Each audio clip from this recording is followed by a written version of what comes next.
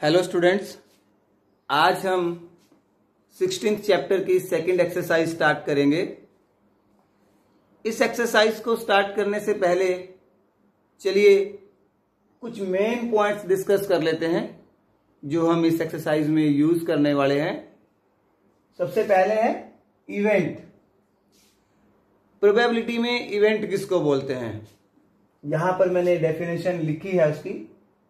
Each subset of a sample space is called an event or a case।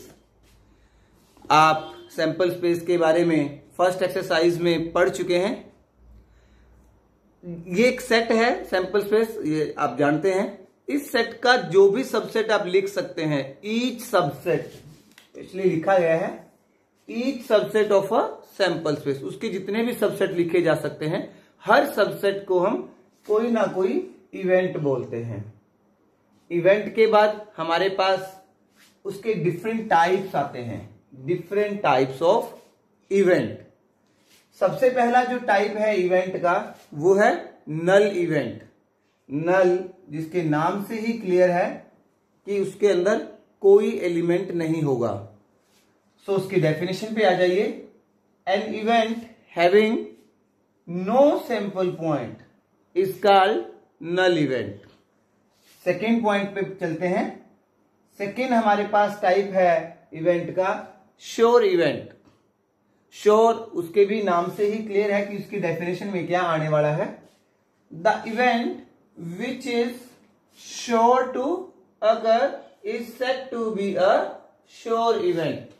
जिसकी हमें पूरी संभावना है आने की, उसको हम कहते हैं sure event. For example, in a throw of a single die, the event of getting number less than 7। अगर आपको एक डाई थ्रो करने के लिए कहा जाए और आपको कहा जाए कि प्रोबेबिलिटी बताइए नंबर लेस देन 7 आने की, तो इट्स श्योर कि 1 2 3 4 5 और 6 वहां से आ सकते हैं और यही उसके ऊपर नंबर होते हैं। तो इट मीन्स वो इवेंट कैसा होगा? वो इवेंट होगा sure event. Third point, simple और elementary event. An event having only one sample point of a sample space is called a simple event. यानी जब आप सैंपल स्पेस का कोई ऐसा सबसेट उठाएंगे जिसमें केवल एक ही एलिमेंट लिखा होगा, तो ऐसे इवेंट को हम बोलेंगे सिंपल इवेंट। नेक्स्ट पॉइंट पे चलते हैं। कंपाउंड इवेंट, नाम से ही क्लियर है। When an event is composed of a number of simple event, then it is called a compound event. इसका एक एग्जांपल देख लेते हैं। For example, the sum of two numbers when two dice are thrown is 5। The event in this case being 1, 4, 4, 1, 2, 3, 3, 2। इस प्रकार से आपके पास जो इवेंट आएगा, इस इवेंट को हम नाम देंगे compound event. Next point, favourable cases और इवेंट्स। इसकी डेफिनेशन में क्या आएगा? The cases which ensure the occurrence of an desired event are said to be a favorable event। Students, favourable event किसको बोल रहे हैं? जैसे अगर हम एक डाई थ्रो करते हैं, मैं बोल देता हूं for example, let a die be thrown and a desired event 6 occurs। Desired event है जो जिसकी जरूरत है हमें, वो नंबर हमारे पास आ जाता है। That means a favourable event has occurred. Next point देख लेते हैं। Equally likely events. Events are called equally likely when we do not expect the happening of one event in preference of the other. For example, if we throw a fair coin, if a fair coin is tossed either head और tell अकर। जब आप एक सिक्का toss करेंगे तो आप पहले से ये डिसाइड नहीं कर सकते कि उसके ऊपर हेड आने वाला है या टेल आने वाला है। दोनों के पास इक्वल चांस हैं, इसलिए जब एक सिक्का टॉस किया जाता है तो उसको कहा जाता है इक्वली लाइकली इवेंट्स। नेक्स्ट हमारा पॉइंट है म्यूचुअली एक्सक्लूसिव इवेंट्स। इसकी डेफिनेशन भी देख लेते हैं। In an experiment the events where occurrence of one event excludes or rules out the happening of all the other events in the same experiment are said to be mutually exclusive event। इसको एक और definition से समझा जा सकता है। Two event associated with an experiment are said to be mutually exclusive. अब ध्यान से सुनिएगा। If both events can not occur simultaneously in same trial, यानी दोनों एक ही ट्रेल में अगर ना आ पाए। For example when a coin is tossed once, अगर हम एक सिक्के को एक ही बार टॉस करें, सो आइदर हेड और टेल अकर, तो या तो हेड आएगा या टेल आएगा, दोनों इकट्ठे नहीं आ सकते। और सिंपली अगर हम इसको समझने का प्रयास करें तो मैं ये कह सकता हूं कि दो ऐसे इवेंट, किसी भी एक्सपेरिमेंट के दो ऐसे इवेंट जिनमें कुछ भी कॉमन ना हो। कोई एक्सपेरिमेंट हमने किया, फॉर एग्जांपल हमने कॉइन को 2 बार टॉस कर लिया या 3 बार टॉस भी अगर हम कर लें, हमने उसके पॉसिबल इवेंट्स लिखे, सैंपल स्पेस के जो सबसेट्स होते हैं वो हमने लिखे अलग अलग सेट बना करके। तो कोई भी दो ऐसे सेट हम लें जिनमें कुछ भी कॉमन ना हो। मैंने यहां पर सिंपल वर्ड्स में लिखा है, अगर दो सेट्स का जो इंटरसेक्शन आता है वो एम्प्टी सेट आए, फाई मतलब एम्प्टी सेट, उनमें कुछ भी कॉमन ना आए, तो ऐसे दो इवेंट्स को जिनमें कुछ भी कॉमन नहीं होता है हम बोलते हैं mutually exclusive events. Next type, exhaustive cases। The total number of events that can occur in an experiment are known as exhaustive cases। For example, when 2 coins are tossed, there are 4 exhaustive cases: head head, head tail, tail head और tail tail। Simple शब्दों में समझते हैं, exhaustive cases किसको बोलते हैं? जब किसी भी एक्सपेरिमेंट के आप जितने भी इवेंट लिखेंगे उन सब इवेंट्स का यूनियन अगर आपके पास सैंपल स्पेस के इक्वल आ जाता है। क्लियर कीजिएगा, जब आप किसी भी एक्सपेरिमेंट के जितने भी इवेंट लेते हैं, टोटल की बात हो रही है, the total number of events, जितने भी इवेंट आप लेते हैं, अगर उन सब इवेंट्स की यूनियन हमारे पास सैंपल स्पेस के इक्वल आ जाए तो उसको हम बोलते हैं एग्जॉस्टिव केसेस। अब दोनों, पिछला पॉइंट और इस पॉइंट दोनों को इकट्ठे मिलाते हैं।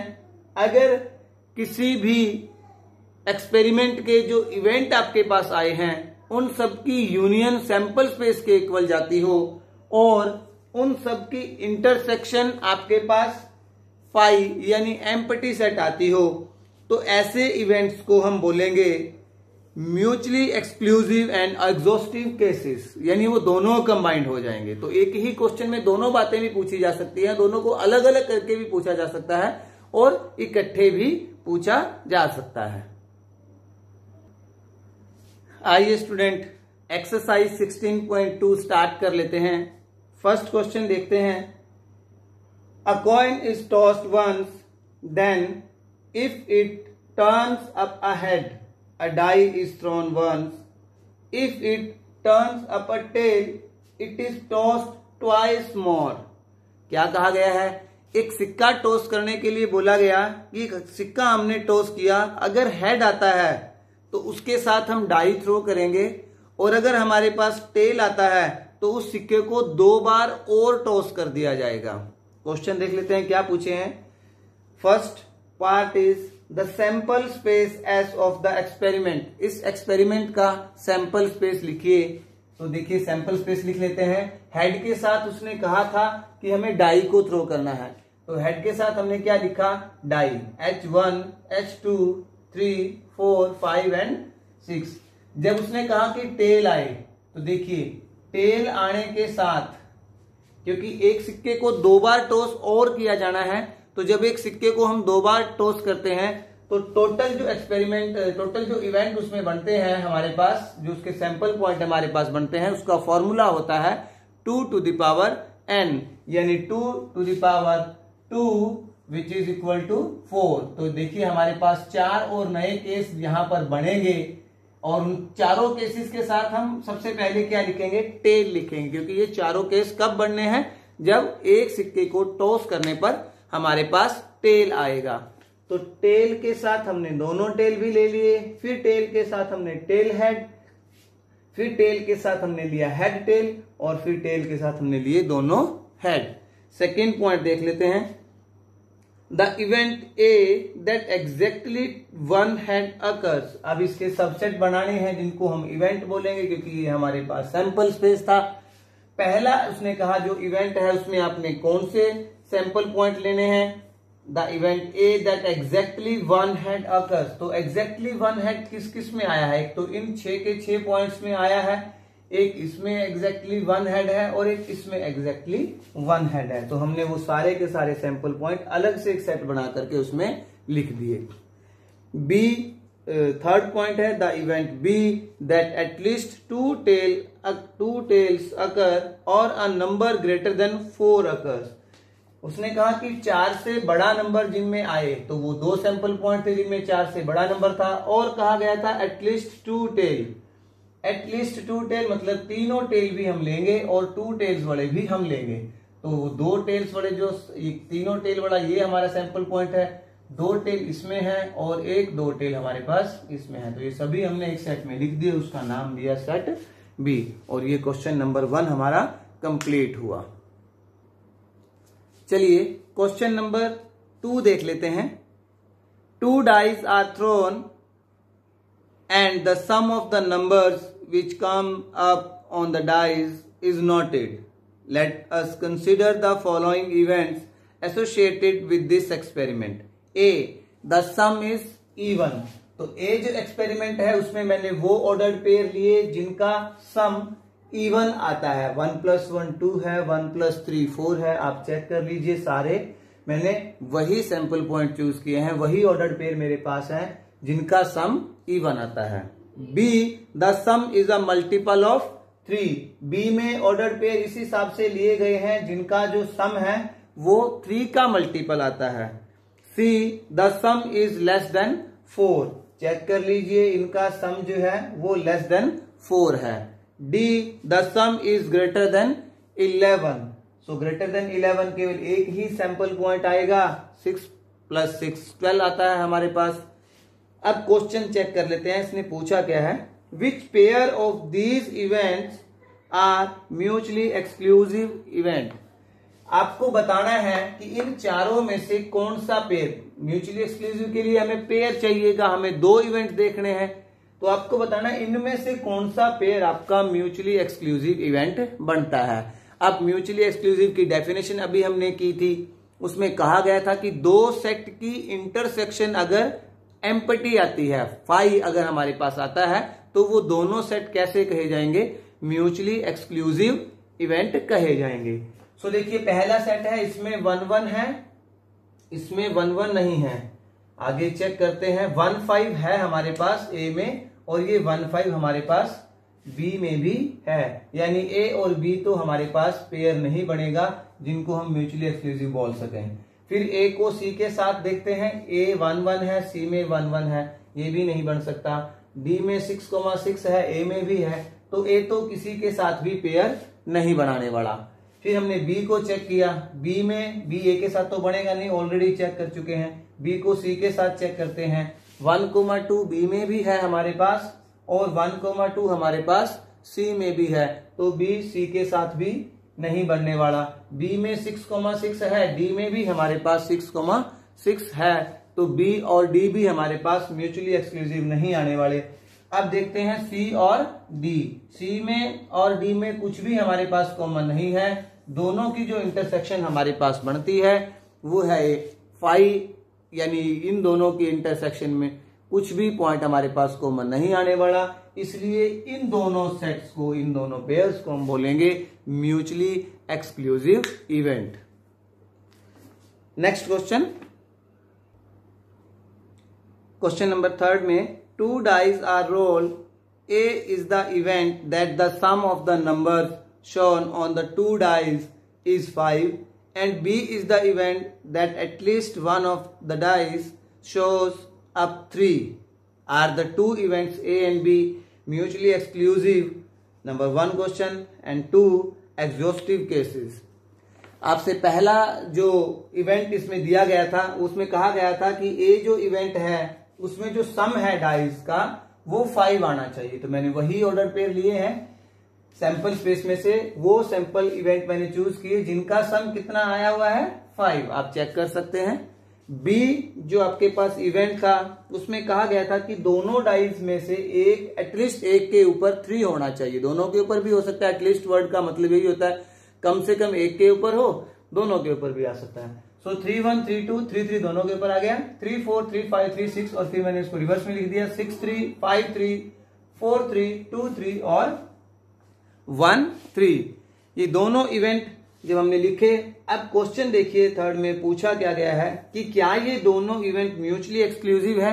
म्यूचुअली एक्सक्लूसिव की क्या इन दोनों में कुछ भी कॉमन नहीं है। तो हमने चेक किया 2,3 और 3,2 हमारे पास यहां पर कॉमन है।